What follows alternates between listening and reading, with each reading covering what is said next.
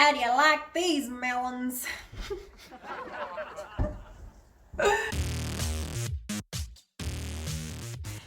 Hey guys, welcome back to my channel. In today's video I am going to be showing you my Peperomia collection. It's one of my favourite houseplants to collect and I have quite a few varieties. Obviously living in New Zealand, our plant variety range is not huge and there are so many beautiful Peperomia that I see on Instagram and I would absolutely love to have in my collection. But I'm just going to show you the ones I have, maybe give you a few tips on their care, how I care for them, and yeah, let's just jump straight in.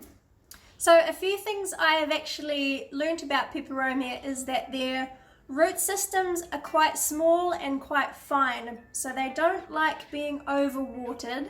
I pretty much pot all my Peperomia in a really aerated, loose potting mix, and I have majority of them, if not all of them, or soon to be all of them, in terracotta pots. So yeah, so they dry out in between waterings, and there's a few telltale signs that Peperomia give you when they need a water. So for example, most of the Peperomia varieties are semi-succulent to succulent, and their leaves should usually be quite firm to touch. So if you get a leaf between your index finger and your thumb and you give it a light squeeze, if it doesn't give, if it's nice and firm, that means it doesn't need any water. But if you give it a squeeze and it folds in really easy, that's a good indication that your Peperomia needs some water. So I'll show you the varieties I have. Most of them I have grown from cuttings from plant trades off Instagram, hello, but some of them I have obviously bought as plants. So to start off, this here is a Peperomia scandens. This is the green variety.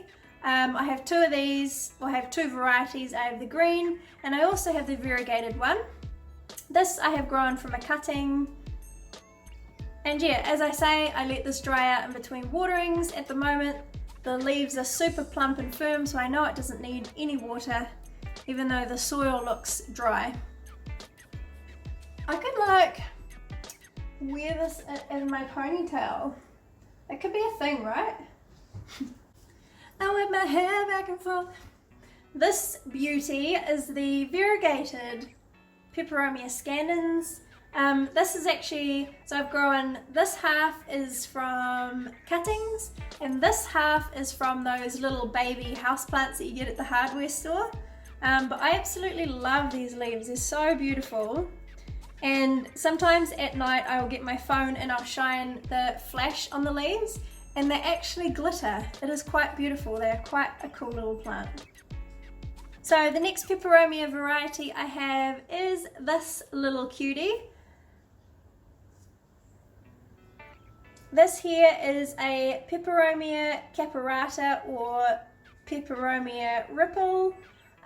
This is the emerald variety, and I have actually, before I really got into Peperomia, I actually killed my fair share of these because these guys will droop when they're thirsty and when they're overwatered. So I thought mine was drooping because it was thirsty. Turns out I overwatered it and all the little leaflets rot and died. So this guy I am just leaving to dry out completely in between waterings. It's still in its plastic nursery pot, but I will be transferring it to terracotta.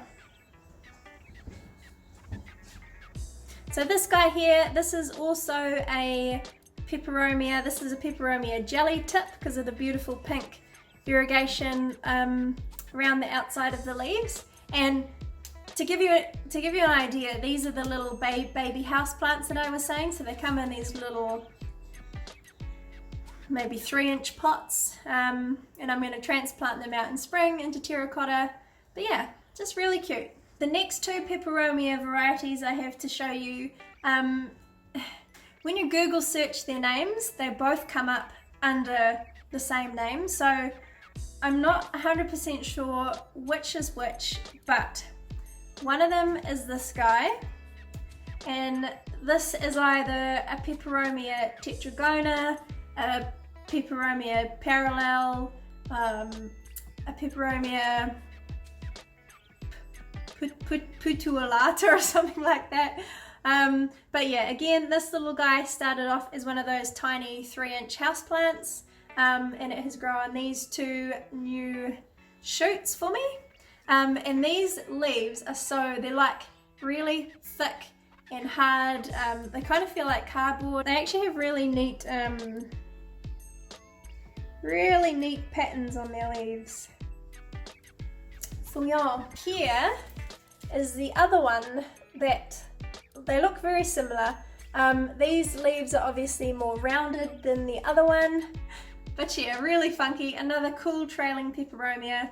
And I've actually just given this guy water because I don't know if you can see, but some of the leaves in the middle are sort of like curling up like little tacos. And that's another telltale sign that this guy needed water.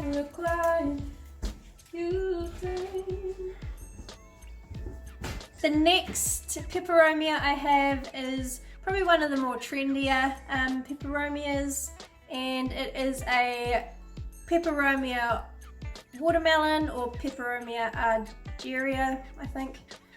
This guy was grown from a cutting, so if you can see down at the base there, it's still got the leaf that it was propagated from. And I got this off a beautiful woman off Instagram. She just gave me this, we didn't trade. So yeah, I'm really happy. Oh, and the reason why she gave me this is because I actually bought one from a nursery. And I'll show you. It's a bit of a dud. It's got like next to no silver variegation on it. It's pretty much just green. So I was really sad. I really wanted one with the silver variegation. So now I have one of each. How do you like these melons? So this beautiful being is a Peperomia maculosa, or large leaf peperomia. This has beautiful, large, very succulent leaves. These leaves are a bit soft to touch at the moment. They're quite soft and spongy, which means he needs some water. But this here, this is actually a Peperomia inflorescence. So that is what a Peperomia flower looks like.